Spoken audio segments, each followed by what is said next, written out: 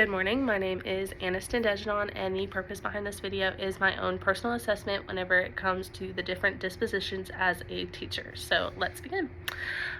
Personally, I believe that I succeed most whenever it comes to the disposition of honesty, as I have stated before in my past discussion forums.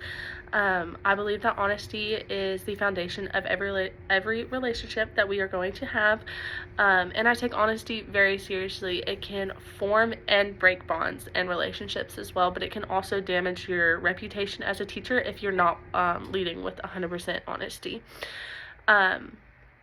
In order to form proper and strong bonds with parents, teachers, and students, you have to have a good form of communication that does include 100% honesty.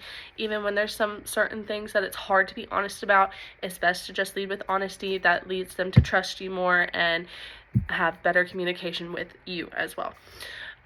Next, I believe the disposition that I personally need more work on would be the disposition of curiosity. I know I need to be asking more questions in my day-to-day life whenever it comes to school or even work. Although I find it hard sometimes to ask questions. I'm a very introverted person and I don't want to go out of my way and ask certain questions. I am working on that in my day-to-day life. And lastly, the qualities that I think all professional educators should walk with and display would firstly be patience. This is not a very easy field that we are going into. It can be very hard sometimes, very stressful, and if without patience, we will constantly feel overwhelmed, stressed, and even angry, sometimes frustrated. And walking into a classroom with that energy, it will rub off on your students, and that is not something that you want them to feel.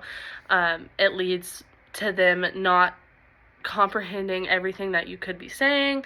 They could just completely shut down, and that is not the kind of classroom that I want to lead with. That's no environment for any kind of student, in my opinion.